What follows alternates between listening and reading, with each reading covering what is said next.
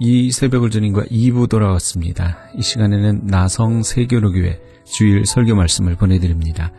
오늘은 잠언 4장 20절에서 27절까지의 말씀을 본문으로 임지석 목사님께서 내 마음을 지키라 라는 제목의 말씀 전해주시겠습니다.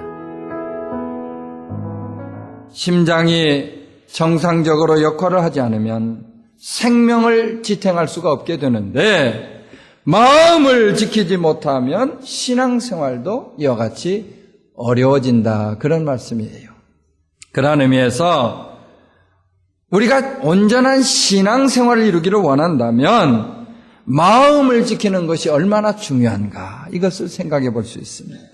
이제 우리는 마음을 지킴으로 얻게 되는 신앙생활의 유익을 한번 생각해 보시고, 이러한 삶을 통해서 보다 성숙한 그런 신앙생활을 이루게 되시기를 이 시간 예수 이름으로 축원합니다.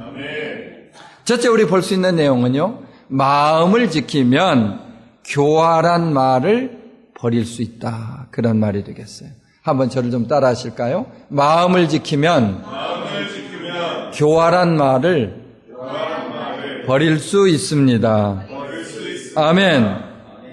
잠언 기자는 본문 24절에서 이렇게 교훈을 하고 있습니다. 괴유를 내 입에서 버리며 사곡을 내 입술에서 멀리하라. 이 괴율이라는 말은요, 트위스팅 한다는 거예요. 왜곡한다, 굽게 한다, 이런 말을 의미합니다. 여기 또 사곡이라는 말이 있는데, 거역한다, go against, 빗나간다, 이런 의미로 시작된 것을 생각해 볼 수가 있습니다. 이와 같이 괴율이나 사곡이라는 말은 선과 반대되는 개념으로 진리나 의를 부정하는 말이 되겠습니다. 따라서 이 말씀의 궁극적인 교훈을 보면 악을 다루는 말을 함부로 입 밖에 내지 마라. 할렐루야. 함부로 입 밖에 악의 말을 내지 말라, 그 말씀 아니겠어요? 특별히 우리는 믿는 사람으로서 하나님의 진리와 의를 거스리는 말을 해서는 안 되겠는데, 어떠한 일이 있더라도 그분의 뜻을 거스리는 언어를 사용하지 말라, 그런 말씀입니다. 이 사람이 사용하는 말에는요, 창조적인 힘이 있기도 하고 파괴적인 힘이 있으며 전염성이 있습니다. 속담에도 보는 것처럼 발 없는 말이 천리를 간다, 그렇게 얘기를 했어요. 말이 씨가 된다, 그런 얘기도 있죠. 그래서 말이 인생에 많은 영향을 주는 것을 생각해 볼 수가 있습니다. 말로 사람 잡는다, 그런 말 들어보셨죠? 말의 실수로 다른 사람에게 상처를 주고 심지어 그 사람이 죽음으로 이르도록 그렇게 만드는 경우도 가끔씩 봅니다. 유대인의 경전이라고 하는 그 탈무드를 보면 이런 재밌는 이야기가 있어요. 하루는 어떤 왕이 두 사람의 광대를 시켜서 사람에게 있어서 가장 좋은 것과 가장 나쁜 것을 각자 가지고 오도록 그렇게 명령을 했습니다. 그런데 그때 두 사람이 가지고 온 것을 보니까 아주 똑같이 사람의 혀였다는 것입니다. 혀는요, 잘 쓰면 약이 되지만 잘못 쓰면 독이 된다. 같은 혀를 가지고 은혜로운 말을 하기도 하고 다른 사람을 저주하는 말도 하게 된다, 그 말입니다. 기분 좋은 말을 하기도 하고요, 사랑의 불을 끄는 무정한 그런 말을 하는 경우도 있습니다.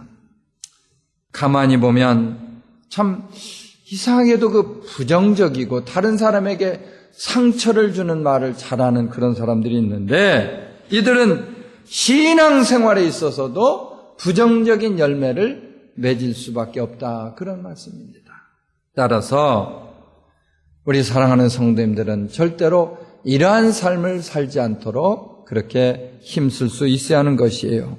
마음을 지킴으로써 남에게 피해를 주거나 상처를 주는 그런 말을 하지 말라, 그런 말이죠. 마음을 지키는 사람은 부정적인 말을 입에 담지 않습니다. 부정적인 사람들과 어울리지도 않는 것이에요. 자신의 마음을 지킬 때 하나님의 뜻을 벗어난 말이나 하나님의 뜻을 벗어난 행동을 하지 않는다. 그런 말이 되겠어요. 주님은요, 마태복음 5장 16절에서 사랑하는 제자들에게 이렇게 말씀을 하십니다. 이같이 너희 빛을 사람 앞에 비추게 하여 저희로 너희 착한 행실을 보고 하늘에 계신 너희 아버지께 영광을 돌리게 하라. 아멘입니까? 우리의 언어 생활을 통해서 삶의 모습을 세상에 보여주라. 세상에 우리의 그 언어 생활의 모습을 빛으로 보여주라. 그렇게 되면 바로 그것이 하늘에 계신 아버지 앞에 영광을 돌리는 일이다.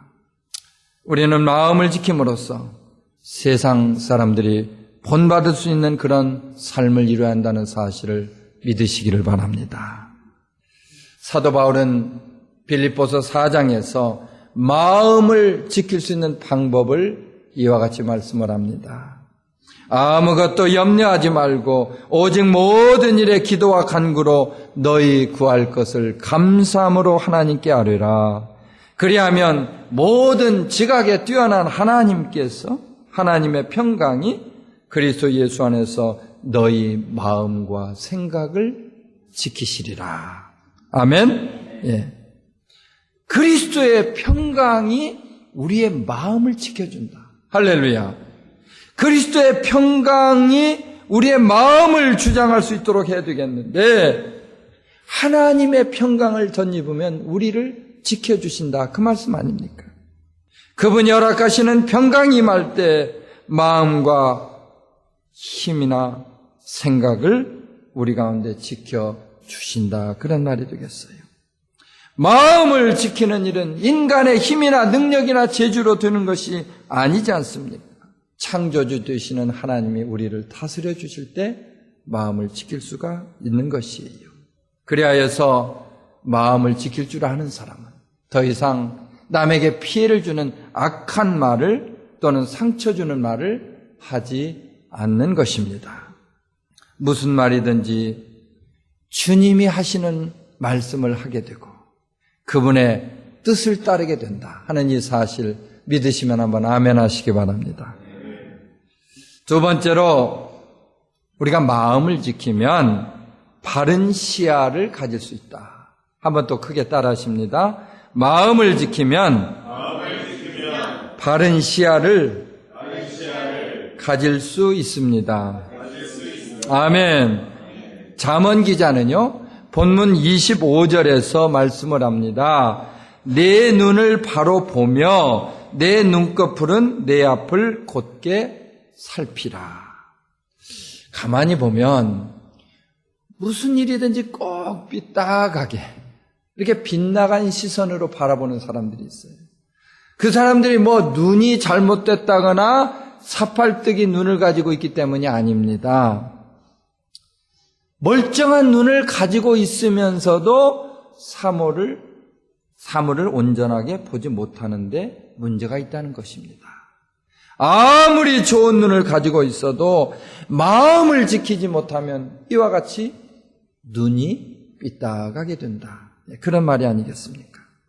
마음 하나 정하지 못하고 갈대처럼 이리저리 흔들리는 사람들을 보게 되는데 그 사람들이 아무리 좋은 시력을 가지고 있어도 정상적으로 볼 수가 없다. 그런 말이 되겠어요. 여러분, 우리가 살고 있는 이 남가주 참 좋은 곳 아닙니까? 예. 1년 내내 거의 햇볕을 볼 수 있는 그런 아주 따뜻한 태양 광선을 볼 수 있는 그런 곳입니다. 그러한 이유로 우리가 외출을 한다거나 운전을 하게 될 때 꼭 착용하는 것이 있는데 바로 선글라스. 그렇죠? 예, 선글라스를 쓰게 됩니다. 근데요, 이 선글라스를 사용할 때 재미있는 사실이 있는데 어떤 색을 선글라스를 사용하느냐에 따라서 바라보는 세상이 달라진다. 그 말입니다. 검정색 선글라스를 쓴 사람은 이 보여지는 세상이 검정색으로 보이죠? 핑크빛 선글라스를 끼시는 분들은 아주 핑크빛으로 세상이 보여질 것입니다. 어두운 색깔의 선글라스를 끼고 있으면 세상이 어두워 보일 것이고, 아주 밝은 색상의 선글라스를 끼고 있으면 세상마저도 밝게 보일 것이다. 이와 마찬가지로 우리가 어떠한 눈을 가졌느냐 거기에 따라서 삶의 색깔도 달라진다는 것입니다. 피곤하고 지친 눈으로 세상을 바라보는 사람들은 그저 항상 피곤하다, 힘들다, 괴롭다, 어렵다 그런 얘기 많이 합니다. 부정적인 눈으로 세상을 바라보면 자신의 삶마저도 부정적일 수밖에 없어요. 원망과 불평의 눈으로 바라보면 세상의 모든 것들이 그렇게 보일 수 있습니다. 그러나 모든 일에 있어서 정말로 감사의 눈으로 바라보게 된다면 그저 보여지는 것마다 감사거리로 차고 넘치게 된다는 사실을 여러분 기억하시기 바랍니다. 무슨 일이든지요, 긍정적으로 바라보는 사람마다 이와 같은 인생을 살아갈 수 있다는 사실 믿으시면 한번 크게 아멘 하시기 바랍니다. 그렇다면 우리가 이제 어떻게 하면은 이와 같이 색안경을 끼지 않은 시야를 가질 수 있을까? 그것은 마음을 지킬 때 가능할 수가 있다. 할렐루야. 마음을 지키라는 말이에요. 마음 하나 지키지 못하고 왔다 갔다 하는 사람은 그저 자기 편한 대로 선글라스를 끼고 다니는 그런 사람이에요. 그렇죠? 이러한 사람은 모든 일에 있어서 자기 중심적인 색안경을 끼고 바라보기 때문에 늘 불안할 수밖에 없는 거예요. 삶이 온전하지 못한 것입니다. 반면에 마음을 지키는 사람은 삶이 안전할 수 있는데 이사야 선지자가 일찍이 말씀하고 있는 것처럼 주께서 심지가 견고한 자를 평강의 평강으로 지키시기 때문입니다. 할렐루야. 심지가 견고하다. 참 귀한 말이에요. 심지가 견고함으로 마음을 지킬 때 그 가운데 평안을 이룰 수가 있고, 마음을 지키는 사람은 깨끗한 눈을 가질 수가 있다는 말입니다. 우리의 마음을 지켜보세요. 영의 눈이 밝아져서 삶의 목적을 분명히 바라볼 수가 있어요. 마음을 지키는 사람은 자신을 창조하신 하나님의 뜻을 기억합니다. 그리고 그분이 주시는 긍정적이고 창조적인 삶을 매일매일 시간 이룰 수 있다고 하는 사실을 믿으시기를 바랍니다. 위대한 사람들을 보니까 한결같이 믿음을 지킬 줄 아는 사람들이었는데 구약에 나오는 욥이 그랬죠? 요셉도 그랬어요. 다니엘도 그랬습니다. 다니엘과 같이 있던 다니엘의 세 친구들도 이와 같았어요. 모든 성공과 실패는 우리의 생각에서 비롯된다. 그렇게 얘기할 수 있습니다. 잘못된 생각을 가지면 마음이 우울해지고 우리 가운데 기쁨이 없어지게 되어 있습니다. 잘못된 생각은 일을 시작하기도 전부터 우리를 포기하도록 하고 낙심하고 좌절하도록 우리를 그렇게 만드는 것이에요. 그래서 이러한 사람일수록 우리의 시야를 온전히 하고 생명의 주님이 되시는 주인을 바라볼 수 있어야 하는 것입니다. 우리가 마음의 뿌림을 받아 양심의 악을 깨닫고 몸을 맑은 물로 씻었으니 참 마음과 온전한 믿음으로 하나님께 나가자. 아멘. 이제는 마음을 지키는 비결을 좀 배울 수 있어야 되겠는데 그것은 무엇보다도 예수님께 우리의 시야를 포커스를 둬야 되겠다. 그리스도에게 시야에 초점을 맞추는 사람은 모든 일에 있어서 그분이 움직이는 대로 따라갈 수가 있는 것입니다. 할렐루야. 그리고 이러한 사람은 삶의 목적을 알기 때문에 어떠한 어려움에도 흔들림이 없는 것이에요. 예수를 바라보는 인생은 그분의 인도하심을 따라서 창조적이고 미래가 있는 그런 삶을 살아갈 수가 있습니다.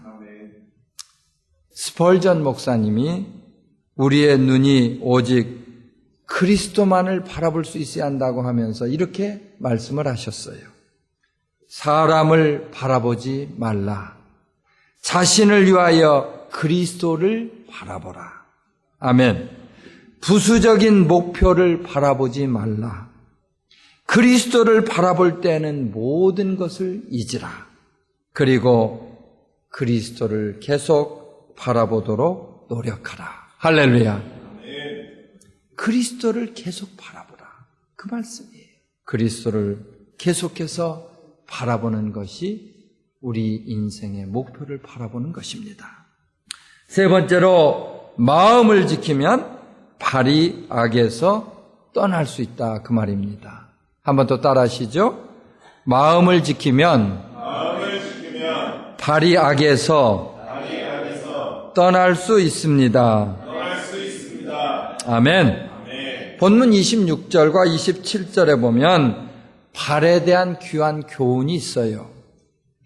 내 발에 행할 첩경을 평탄케 하며 내 모든 길을 든든히 하라. 우편으로나 좌편으로나 치우치지 말고 내 발을 악에서 떠나게 하라. 할렐루야. 발은 활동에 있어서 항상 우리의 중심에 있습니다. 여러분, 발이 온전치 못하면 가까운 데도 우리가 걸어가기가 참 불편하지 않습니까? 그런데요, 이 발을 잘못 움직여가지고 인생이 아주 어려워지는 그런 사람들을 보게 됩니다. 아니, 다른데 얼마든지 갈 수도 있는데 하필이면 거기 가가지고 뭐 이상한 짓을 해가지고 돈을 다 날리고 인생에 패망하는 그런 사람들을 보게 됩니다. 발을 잘못 놀리면 삶이 어려워지는 것이에요. 그리고 우리는 이런 경우에 발을 돌이키기가 쉽지 않다고 하는 말씀입니다. 솔로몬은요, 그의 잠언서 1장 16절에서 이렇게 경고를 하고 있습니다. 대저 그 발은 악으로 달려가며 피를 흘리는데 빠르도다. 무슨 말인지 아마 아실 거예요. 예, 잘못된 길로 달려가는 사람치고 피 본다. 예, 세상적인 표현으로 피 본다 그 말입니다. 어느 날 2대의 차량이 고속도로를 달리고 있었습니다. 한 대는 고통받는 사람들, 정말로 병원에 가야 될 사람들을 실어나르는 앰뷸런스 차였고, 다른 한 대는 최신식 모델의 세단 승용차였어요. 그러나 이 세단의 운전사는요, 술을 많이 마신 채 위험하게 달리면서 아주 사고를 낼 직전에 놓여 있었어요. 그렇다면 이 두 차량에게 있어서 근본적인 차이점이 무엇일까요? 뭐 엔진이 다르다든지 자동차의 모양이 다르다든지 아니면 가격이 다르다든지 이런 것은 사실 아무것도 아닙니다. 이 두 차량의 근본적인 차이점은 자동차의 모양이나 가격이나 이런 것들이 아니라 어떤 사람이 운전석에 앉아서 운전을 하고 있느냐. 만일 앰뷸런스를 운전하는 운전사가 만취 상태가 돼가지고 운전을 한다고 한번 가정을 해보십시다. 이 도대체 무슨 일이 일어나겠습니까? 그런데 앰뷸런스를 탄 운전사는 사랑과 봉사의 목적을 가지고 차를 운전하고 있었고, 세단을 운전한 사람은 술에 취한 상태로 운전을 하고 있었다. 더럽고 악한 마음을 소유한 사람과 성령 충만함으로 가득한 마음의 사람의 차이점이 바로 이것 아닙니까? 이와 마찬가지로 우리의 삶도 누가 운전하느냐, 거기에 따라 달라진다고 하는 사실을 여러분 믿으시기를 바랍니다. 사도 바울은 고린도전서 13장 11절에서 이렇게 말씀을 하고 있어요. 내가 어렸을 때는 말하는 것이 어린아이와 같고 깨닫는 것이 어린아이와 같고 생각하는 것이 어린아이와 같다가 장성한 사람이 되어서는 어린아이의 일을 버렸노라. 여러분 혹시 여러분 가운데도 예수를 믿기 전에는 육신의 쾌락을 쫓아서 어디 이상한 데 다니고 그런 일 혹시 없었습니까?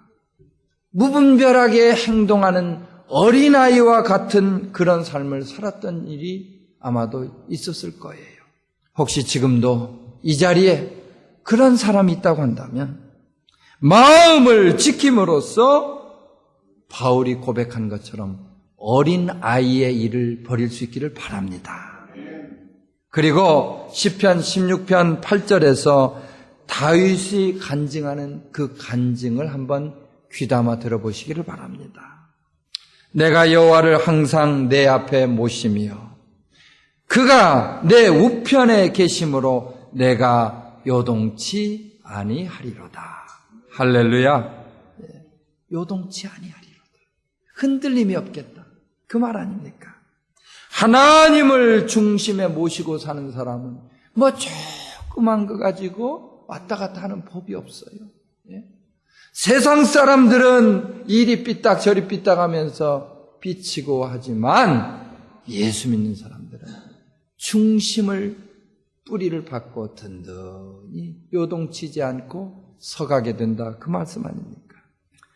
그런 의미에서 문제는 우리가 마음을 정하는 것에 달려 있습니다.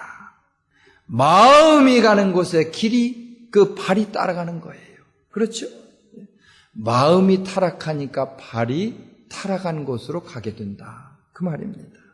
우리가 마음 하나 지키지 못하고 갈팡질팡하게 될 때 발도 그만큼 방황하게 된다고 하는 사실을 여러분 꼭 좀 기억하시기를 바랍니다. 잠언 기자는요, 본문에서 무릇 지킬 만한 것보다 더욱 내 마음을 지키라. 그렇게 말씀을 하고 있어요. Above all else, guard your heart, for it is the wellspring of life. 마음을 지킬 때 세상의 쾌락을 찾던 발걸음이 주님을 향해서 나갈 수가 있어요. 일찍이 이러한 사실을 깨닫게 되었던 시편 기자는 시편 119편 11절에서 이렇게 고백을 합니다. 내가 주께 범죄치 아니하려 하여 주의 말씀을 내 마음에 두었나이다. 할렐루야. 주의 말씀을 마음에 두어보세요. 흔들림이 없습니다. 마음을 지킬 줄 아는 사람은 어떤 일이 있더라도 자기의 인생을 향하신 하나님의 그 말씀만 따르는 거예요. 그 말씀에서 흔들림이 없는 겁니다. 말씀을 거역하거나 배반하는 일이 없다고 하는 것이에요. 그 마음을 지키게 되면 세상을 향해서 변덕 부리던 그런 발걸음이 온전한 길로 나갈 수가 있습니다. 이제 우리는 마음을 지키는 가운데 주님이 기쁨으로 받으시는 성도의 삶을 감당할 수 있기를 바랍니다. 사람의 외모보다는 우리의 중심을 받으시는 이분에게 마음을 들여보세요. 그러면 그분이 우리를 형통한 길로 인도하십니다. 사랑하는 우리 성도님들마다 주님께 마음을 지킴으로써 이민 생활의 현장에 그분이 날마다 나와 함께 하시고 나를 보호하시고 인도하시는, 나와 동행하시는 그러한 축복을 받아 누리게 되시기를 예수의 이름으로 축원합니다.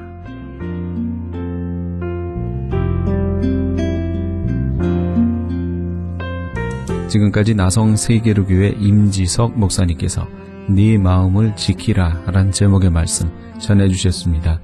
나성 세계로교회는 삼가와 하버드가 만나는 곳 301 사우스 하버드 블루버드 LA에 위치하고 있습니다. 신앙상담이나 교회에 대해서 좀 더 자세히 알기 원하시는 분은 전화 213-219-9229 213지역 219-9229 나성 세계로교회로 연락 주시기 바랍니다.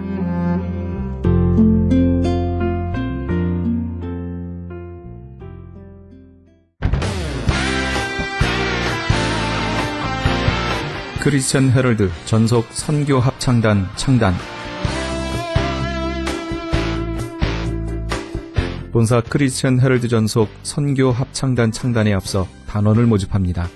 하나님 나라의 확장을 위해 이 시대가 요구하는 문화사역단으로서 지역사회의 찬양을 통한 전도, 선교에 힘쓰며 크리스천 헤럴드의 홍보대사로 활동하게 됩니다. 활동 내역은 연중 1, 2회 정기 연주회, 정기적인 섬김과 나눔의 연주활동, 선교지 방문 찬양 사역, 전문성과 영성 개발을 위한 주기적 교육 및 세미나 개최 등을 할 예정입니다. 가입 자격은 현재 성가대 또는 합창단원이거나 성악 전공자를 포함한 평신도 또는 목회자로 예수 그리스도를 영접한 자여야 합니다. 연습 일정은 8월 마지막 주에 첫 모임이 있을 예정입니다.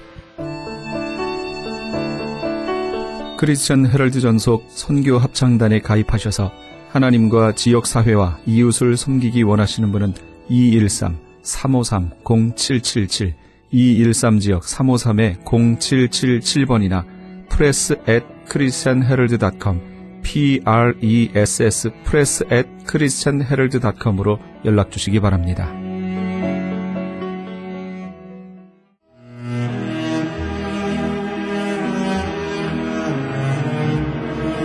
크리스천 헤럴드는 신문과 라디오는 물론 TV, 인터넷을 통해 예수님의 복음을 가장 멀리, 가장 많이 전하는 종합 미디어입니다. 이런 사역을 감당하기 위해서는 우리 애청자 여러분의 후원과 기도가 절실히 필요합니다. 예수님이 우리에게 맡겨주신 이 지상사역에 함께 동참하시지 않으시겠습니까?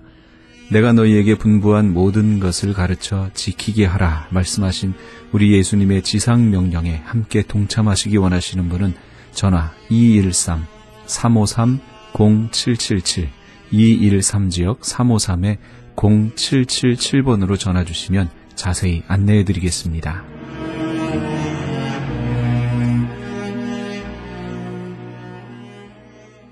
지금 여러분께서는 AM 1650과 인터넷을 통해 미 전역과 전 세계에서, 하와이에서는 AM 1540으로 방송되는 크리스천 헤럴드의 이 새벽을 주님과 2부 함께하고 계십니다. 방송 시간과 설교 편성표는 크리스천 헤럴드 신문 주간 편성표와 홈페이지 cheraldus.com에서 확인하실 수 있습니다. 계속해서 주향교회 김신 목사님의 말씀 보내드립니다. 오늘은 사도행전 16장 19절에서 34절까지의 말씀을 본문으로 능력 있는 예배자란 제목의 말씀 전해주시겠습니다. 그때 그 여인이 말을 하기를 우리 조상들은 이 산에서 예배를 드렸는데 유대인들은 예배할 곳이 예루살렘에만 있다 그렇게 말합디다. 그렇게 예수님께 설명을 하였습니다. 이 말은 우리가 이곳에서 예배는 드리고 있지만 그러나 유대인들은 말하기를 하나님은 그 예배를 받지 아니하시고 오직 예루살렘 성에 있는 성전에서만 예배를 하여야 하나님이 받으신다 하는 그런 뜻입니다. 그러자 예수님께서는 예배에 관한 진리를 가르쳐 주셨는데 그 말씀이 요한복음 4장 23절 24절에 기록되어 있습니다. 예수님은 먼저 말씀하시기를 하나님은 영이신데 영이신 하나님은 예배 받으시기를 좋아하시고 그리고 하나님께 드리는 예배는 장소의 문제가 아니라 영과 진리로 예배 드려야 한다. 그렇게 가르쳐 주셨습니다. 그리고 하시는 말씀이 하나님은 지금 그러한 예배자를 찾고 계신다. 그렇게 가르쳐 주십니다. 사랑하는 성도 여러분, 예배의 본질은 피조물인 인간이 창조주 하나님을 경배하고 찬양하는 일입니다. 예배를 통하여서 무한한 하나님의 그 사랑을 만나게 되고 하나님의 그 은총을 받게 되고 하나님의 그 놀라운 은혜 가운데 거하게 되는 일이 바로 예배입니다. 예배는 우리의 가장 가치 있는 일을 하나님께 올려드리는 겁니다. 우리의 있는 것을 가지고 그저 아무 의미 없이 드리는 것이 아니라 가장 가치 있는 것을 드리는 일입니다. 그럼 우리가 드려야 할 가치가 무엇이겠습니까? 우리 주님이 말씀하신 대로 영과 진리로 드리는 일입니다. 우리는 마음을 다하고 뜻을 다하고 힘을 다하여서 하나님을 찬양하며 하나님께 경배하여야 합니다. 그렇기 때문에 하나님은 우리가 드리는 영적 진리의 예배를 기뻐하시고 이러한 예배자를 찾고 계십니다. 우리가 주일 2부 예배 때마다 이런 찬송을 부르지 않습니까? 주를 위한 이곳에 예배하는 자들 중에 그가 찾는 이 없어 주님이 슬퍼하시니 주님이 찾으시는 그 한 사람, 그 예배자, 내가 그 사람 되기를 간절히 주께 예배하네. 내가 그 예배자가 되고 영으로 드리고 진리로 드리고 참으로 드리는 하나님의 자녀들이 될 때에 하나님께서 기뻐 받아주신다. 그런 뜻입니다. 사랑하는 성도 여러분, 저와 여러분은 가장 가치 있는 것으로 하나님께 예배드리고 영으로 진리로 예배하는 자들이 되어서 주님을 기쁘시게 하며 주님이 찾으시는 그 한 사람이 되기를 주의 이름으로 기원합니다. 성경에 보면은 하나님께 쓰임받고 복을 받은 인물들을 우리에게 많이 소개하고 있습니다. 하나님께서 사용하시고 하나님의 일을 이루어가고 하나님께서 그를 통하여 축복하여 주신 것을 보게 됩니다. 그런데 그들에게는 공통점이 하나가 있습니다. 그 공통점이 무엇인가 하면은 그들은 늘 하나님을 향한 영과 진리로 예배드리는 자들이었습니다. 늘 예배하였어요. 노아는 하나님께서 물론 이 땅을 심판하신 후에 땅이 마르고 모든 짐승과 모든 기는 것과 모든 새와 종류대로 방주에서 나온 후에 뭘 했느냐? 처음에 한 일이 뭐냐? 여호와께 제단을 쌓고 예배드리는 일을 하였습니다. 노아는 하나님의 심판을 거두시고 구원해 주시는 은혜를 감사하며 하나님께 예배드립니다. 아브라함은 고향을 떠나서 약속의 땅 가나안에 도착하자마자 하나님께서 나타나셔서 아브라함에게 말씀하십니다. 내가 이 땅을 내게 주리라. 이 말씀하시는 여호와를 향하여서 그가 가장 먼저 했는 것이 무엇이냐? 창세기 12장에 보면은 그는 먼저 제단을 쌓고 하나님께 예배드렸습니다. 하나님 그에게 복을 주시는 분임을 알고 가장 먼저 예배하는 일에 힘썼습니다. 부엘라 헤로에 거주하고 있던 이삭은 그 땅에 흉년이 들자 그랄로 이주를 합니다. 그곳에서도 하나님은 그에게 풍성한 복을 내려주셨습니다. 그러나 블레셋 사람들이 얼마나 그를 시기하였는지 몰라요. 아버지 아브라함의 종들이 팠던 눈물을 다 메워버렸습니다. 그 시대에 광야에서 물이 없다고 하는 것은 죽음을 말합니다. 죽으라는 뜻입니다. 그러자 블레셋 왕 아비멜렉이 이삭을 그랄 골짜기로 들어가서 살라 그렇게 요청을 합니다. 그랄 골짜기에서 머물게 되면서 이삭은 거기에서 3번이나 우물을 팠습니다. 우물을 파면 메우고 우물을 파면 블레셋 사람들이 시기하고 또 메우고. 그래야해서 이삭은 브엘세바로 올라갔는데 거기서도 하나님은 이삭에게 복을 내려주셨습니다. 창세기 26장 25절 말씀을 보면 이때 이삭은 그곳에서 제단을 쌓고 여호와의 이름을 부르며 예배드린 후에 장막을 쳤다 그렇게 말합니다. 하나님의 은혜를 깨닫고 하나님께서 베풀어 주신 그 사랑에 감격하여서 먼저 장막을 치기 전에 여호와께 제단을 쌓았습니다. 얼마나 억울했겠습니까? 그가 풍성하여지자 시기를 받아서 다 죽음의 위기까지 몰리게 되고 쫓겨나게 되고 배반을 당하고 이삭은 비록 억울한 일을 당하며 피해 다녔어도 하나님의 은혜를 잊어버리지 아니하고 예배하는 자가 되었습니다. 세겜 땅에서 하몰의 아들 세겜에 의해서 야곱의 딸 디나가 욕을 보게 되자 디나의 오라버니인 시므온과 레위가 세겜의 성읍의 남자들에게 할례를 행하고 나서 그리고는 몰래 기습하고 남자들을 다 죽여버렸습니다.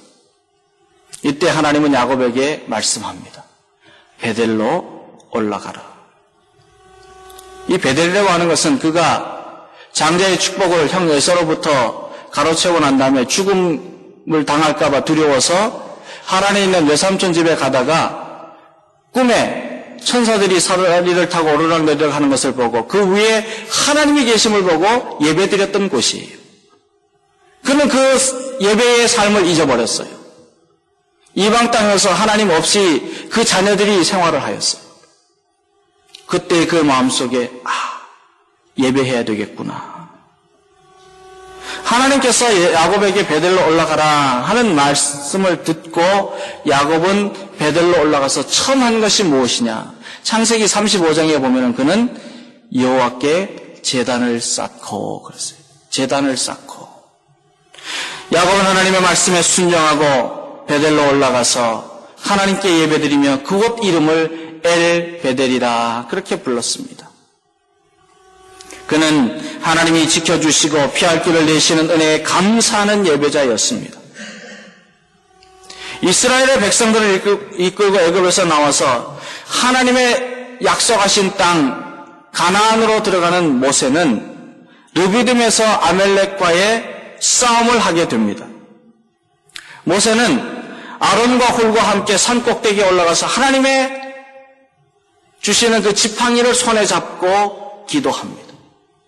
그리고 여호수아는 아멜렉과 싸움을 하게 됩니다.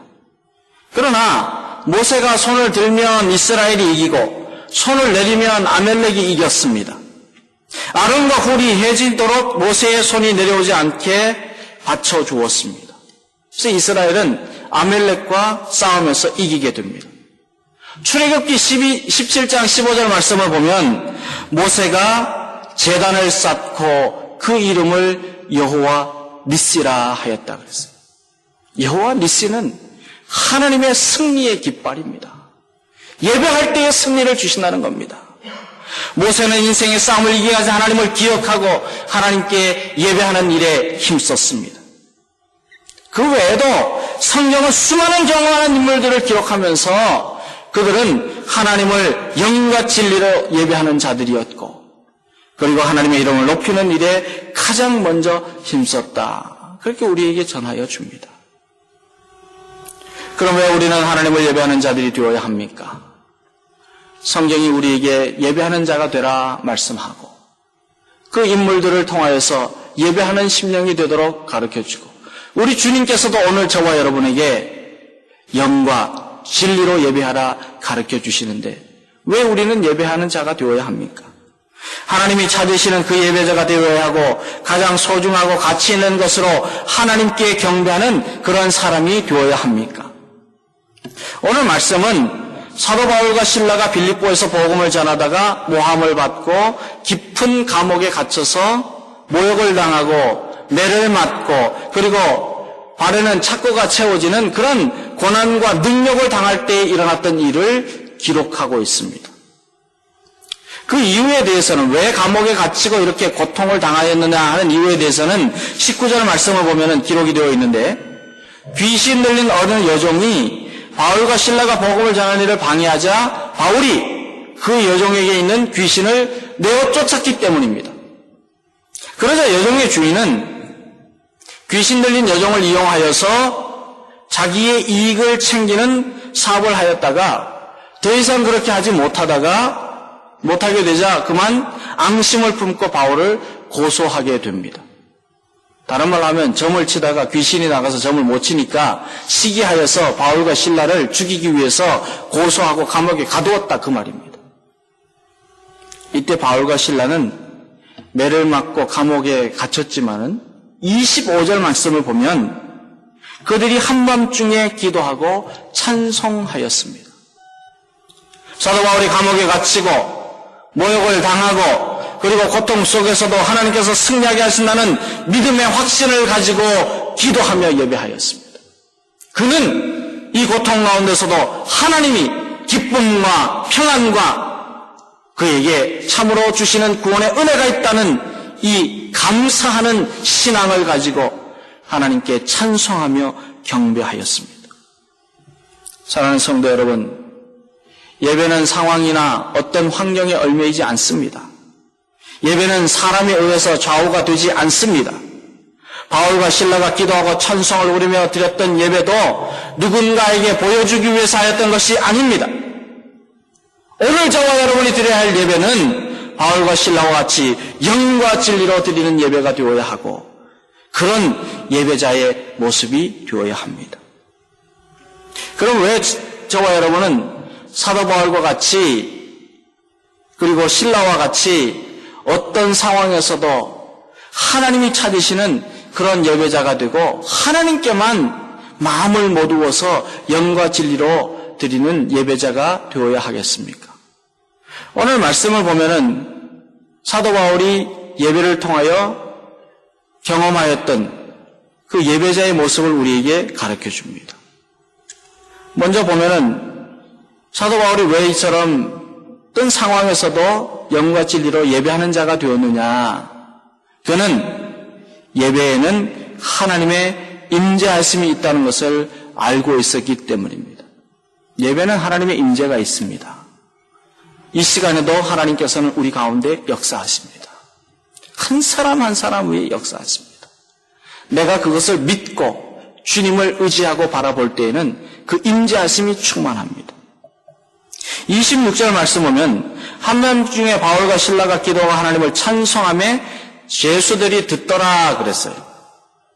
그런데 기도하고 찬송하는 중에 27절에 보면은 이에 갑자기 큰 지진이 나서 옥토가 움직이고 문이 곧 다 열리며 모든 사람의 메인 것이 다 벗어진지라 그렇게 우리에게 전하여 주고 있습니다. 기도하고 찬송하는 중에 바울과 신라가 참으로 온 마음을 다해서 예배하는 중에 갑자기 큰 지진이 일어나서 옥토가 움직이고 문이 다 열렸다 그랬어요. 그 말은 하나님이 임재하셨다는 뜻입니다. 이 임재한다고 하는 말에는 자리를 잡는다, 머무른다, 다스린다, 살린다 하는 그런 의미가 있습니다. 물론 하나님께서는 지진을 사용하지 않으시더라도 사도를 옥에서 다 나올 수 있게 하시는 능력이 하나님이십니다. 그러나 다만 사람들로 하여금 하나님이 임재하시는 그 위험을 느끼게 하시도록 하기 위해서 하나님은 지진을 통하여 우리에게 역사하여 주셨어요. 지진으로 알게 하신 겁니다. 하나님이 계시다는 거예요. 하나님이 움직이신다는 겁니다. 하나님이 역사하시면은 온 땅이 뒤흔들고 그리고 지진이 일어나도 그것은 하나님께서 하신다는 일입니다. 우리가 하나님을 사랑하며 자원하는 심령으로 찬양하며 예배를 드릴 때 하나님은 우리 가운데 임재하셔서 우리와 함께 하시고 우리를 살리시고 우리를 다스리시고 우리의 모든 삶을 변혁시키시는 놀라운 위엄을 가지고 계신 분이십니다. 사랑하는 성도 여러분, 하나님은 지금 이 시간에도 여러분과 함께 계시는 거예요. 능력의 하나님, 구원의 하나님, 생명의 하나님이 여러분을 붙잡고 계시는 거예요. 참 좋으신 하나님, 그 선하신 하나님, 언제나 좋은 것을 공급해 주시고 지키시는 하나님이 여러분을 보호해 주시고 구원하여 주시는 이 믿음을 가지고 예배하는 성도들이 될 수 있기를 바랍니다. 지금 여러분이 드리는 예배 가운데, 우리 예배 가운데 임재하시고 계세요. 이 믿음을 가지고 영과 진리로 예배드리는 성도들이 되어서 주님의 임재하실 때 주시는 능력과 도우심과 살아나게 하는 은혜와 복을 누리게 되기를 주님의 이름으로 기원합니다. 오늘 말씀을 보면은 예배에는 영적인 승리에 강력한 무기가 있기 때문에 우리는 예배 드릴 때에 마음과 영을 다하여서 진리를 다하여서 하나님께 예배해야 합니다. 26절 말씀 보면 바울과 신라가 기도하며 찬송하고 예배할 때에 메인 것이 다 벗어졌다 그랬어요. 역대하 20장 22절 말씀 보면은 그 노래와 찬송이 시작될 때에 여호와께서 복병을 두어 유다를 치러 온 암몬 자손과 모압과 세일산 주민들을 치게 하심으로 그들이 패하였으니 그랬어요. 찬송하고 기도하고 예배할 때에는 하나님의 능력이 나타나는 거예요. 하나님이 이기시게 하는 거예요. 우리 어떤 악한 것이 몰려와도 예배하는 가운데 영적인 승리가 일어나게 됩니다. 사무엘상 16장 23절 말씀 보면 다윗이 수금을 타며 하나님을 찬양할 때에 사울에게 있었던 악신이 떠나갔다 그랬어요. 악한 영이 물러갔다는 거예요. 아무리 악한 것이라도 예배하는 자에게는 다가오지 못합니다. 하나님을 찬양하고 하나님을 믿고 하나님의 자녀가 되었는데 어떻게 악한 것이 넘볼 수가 있겠습니까? 하나님을 찬양하고 예배할 때 우리의 영과 혼과 육신의 약한 것은 물러가고 질병은 고침받게 될 줄 믿습니다. 사랑하는 여러분, 아무리 우리를 영적으로 혼탁하게 하는 일이 일어나도 영과 진리로 예배하는 자는 승리하게 됩니다. 그렇기 때문에 우리는 이 시간 드리는 이 예배가 얼마나 중요한지 모릅니다. 여러분이 드리는 예배가 영과 진리로 하나님만을 높여드리는 예배가 될 때에 여러분에게는 주님의 승리가 있게 될 줄 믿습니다. 우리가 왜 가정 예배가 중요하고 직장 예배가 중요한지 알아야 합니다. 우리 가정과 일터가 주님 주시는 영적인 승리와 복을 누리기 위해서는 어디에 있든지 참 예배자가 되어야 돼요.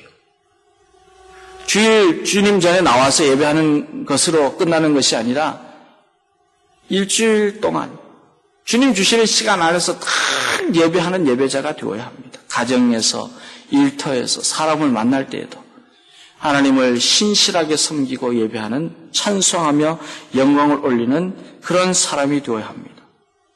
저와 여러분은 존귀하신 하나님을 높이며 그 전능하심을 예배하는 성도들이 되어서 날마다 주님이 주시는 영적이고 육적인 승리를 경험하는 복된 생애가 되기를 주님의 이름으로 기원합니다.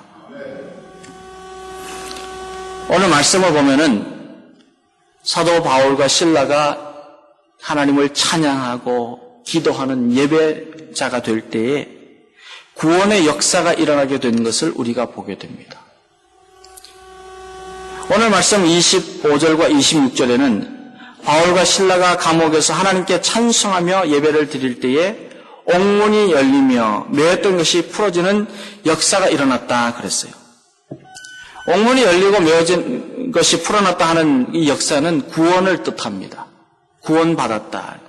이 구원은 우리의 육신을 꽁꽁 묶고 있는 그런 건강이나 재물이나 사람과의 관계의 올물에서 풀어지는 구원을 뜻하기도 합니다마는 또한 우리의 영혼을 가두는 죄악에서 해방되어서 거듭나고 새롭게 되는 구원을 말하기도 합니다. 구원을 받았다고 하는 것은 영적으로 육적으로 해방되었다는 거예요.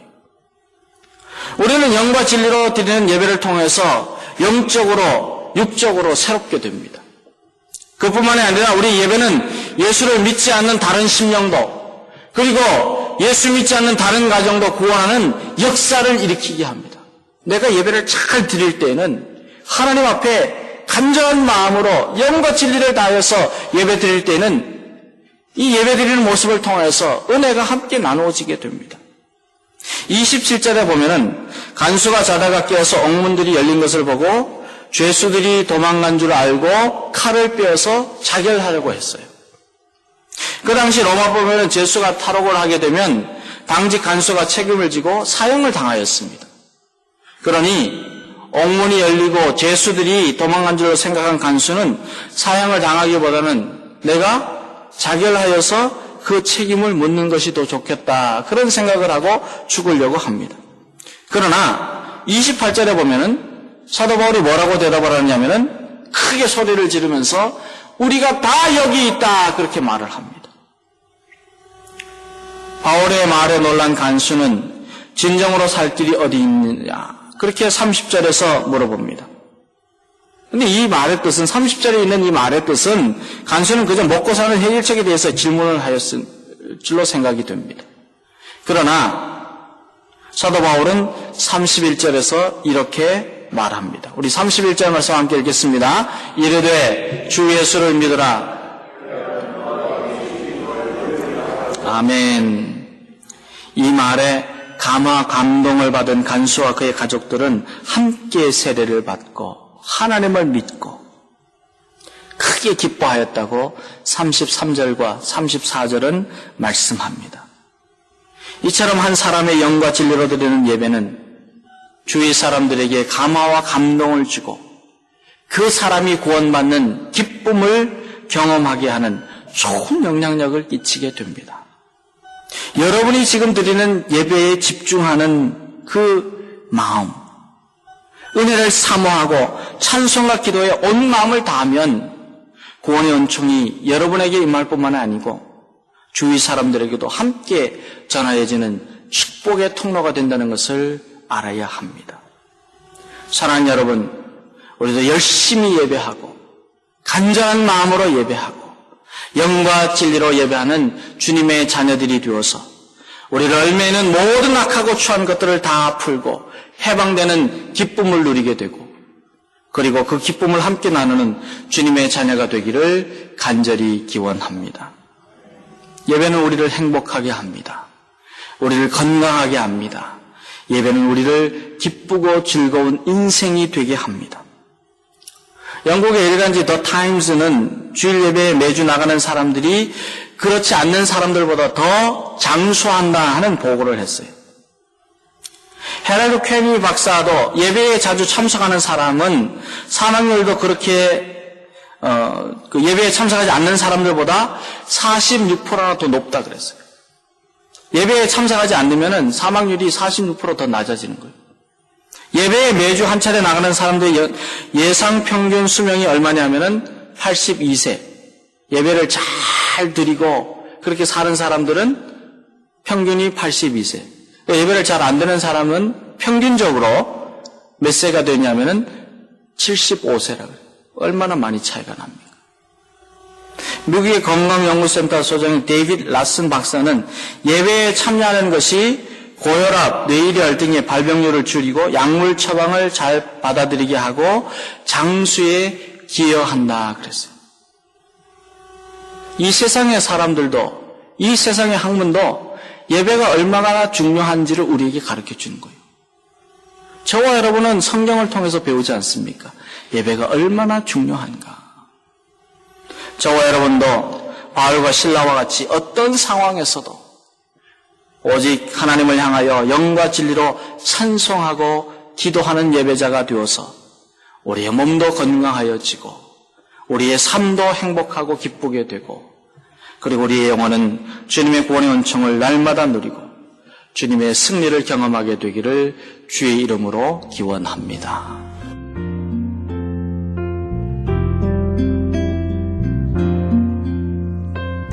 지금까지 김신 목사님께서 능력 있는 예배자란 제목의 말씀 전해주셨습니다.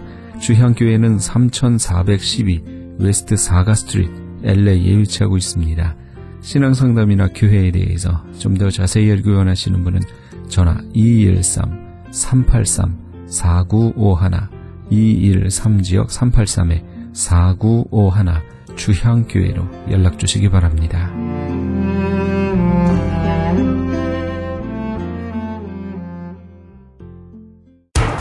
기적의 영양제 M3를 아십니까? 무슨 병에 걸렸던지 큰 효과를 준다는 그 신비한 기적의 영양제. 혈액에 영양을 공급하여 힘이 생기니까 피곤하지 않고 이제는 지팡이 없이 걸을 수 있다고 많은 분들이 간증을 합니다. 혈액 해독, 기력 회복, 뼈 골수 영양 공급, 심장, 뇌, 혈전 용해. 유태인 회사가 제조한 특수 영양제. M3, 혈액 순환을 잘 되게 하는 최고급 영양제. M3, 크던 작던 아픈 곳이 있다면 M3. 213-435-9600, 213-435-9600번입니다. 정직한 마음으로 권해드립니다.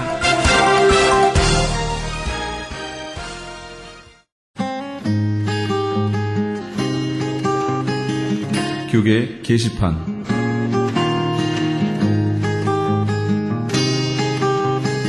나라꽃 무궁화운동 중앙회 미주총회에서는 뿌리사랑 충성교육의 일환으로 제12회 대한민국 사랑 무궁화 사랑 100일장을 개최합니다. 등록 마감은 7월 30일까지며 시상은 8월 17일 토요일에 하게 됩니다. 본사 크리스천 헤럴드에서는 전속 선교 합창단 창단을 앞두고 크리스천 헤럴드 전속 선교 합창 단원을 모집합니다. 가입 자격은 현재 성가대나 합창단원 또는 성악 전공자로 평신도나 목회자이며 예수 그리스도를 영접한 분이어야 합니다. 좀 더 자세한 사항은 크리스찬 헤럴드 신문을 참조하시거나 전화 213-353-0777 213지역 353-0777번으로 문의하시기 바랍니다. 뉴 PNS 한인녹이 새롭게 탄생했습니다.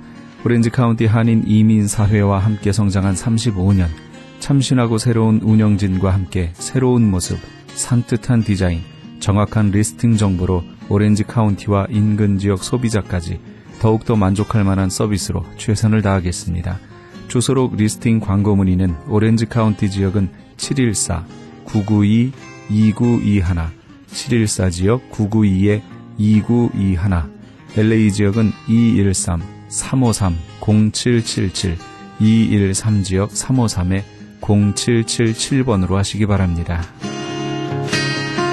PCUSA 교단이며 이태준 목사가 담임으로 심우하는 웨스트체스트 연합교회에서 예수 그리스도의 소명을 가지고 영성과 지도력을 겸비한 부교역자를 청빙합니다.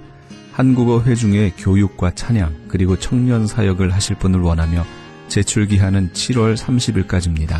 좀 더 자세한 사항은 914-623-2749, 914지역 623-2749번으로 문의하시기 바랍니다. 울타리 선교회에서 한인 어르신들을 위한 무료 간식 제공을 합니다. 매주 월요일부터 목요일까지 오전 10시에서 11시 30분까지며 장소는 올림픽과 놀만디에 있는 노인회관입니다. 좀 더 자세한 문의는 213-819-3300, 213지역 819-3300번으로 문의하시기 바랍니다. 교계 게시판에 대한 좀 더 자세한 사항은 크리스찬 헤럴드 신문 교계 소식란을 참조하시기 바랍니다.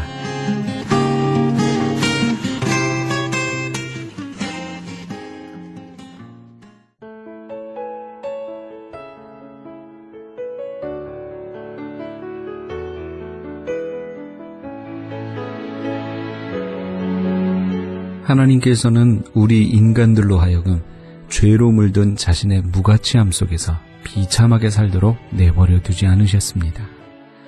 은혜의 하나님께서는 우리가 예수 그리스도의 피값을 통해 당신의 양자됨을 허락하셨습니다. 그리고 그 안에서 살도록 우리를 회복시켜 주셨습니다. 따라서 예수 그리스도 안에 있는 우리의 가치는 예수 그리스도 안에서 인정되고 발견되어지는 귀한 존재임을 꼭 잊지 말고 살아가야겠습니다. 우리 주님 안에 있으므로 나는 귀한 존재라는 그 정체감을 가지고 사시는 오늘 하루가 되시기 바랍니다.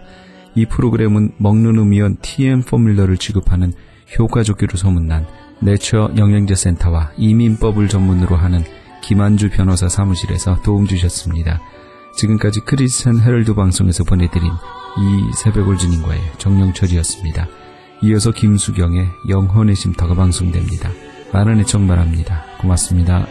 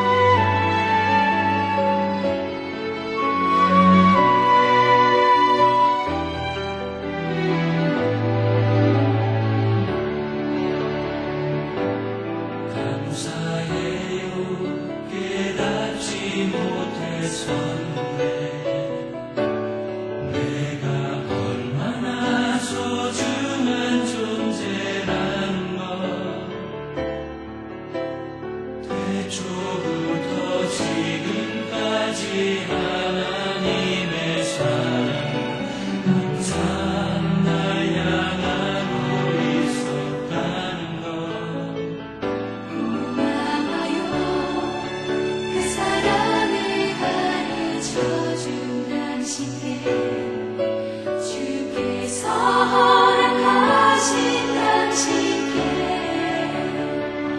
그리스도의 사랑으로 더욱 섬기며 이제 나도 세상에 전하리라. 당신은 사랑받기 위해 그리고 그 사랑 전하기 위해 주께서 택하시고 이 땅에 심으셨네. 또 하나의 열매를 바라시며 당신은 사랑받기 위해 그리고 그 사랑 전하기 위해 주께서 택하시고 이 땅에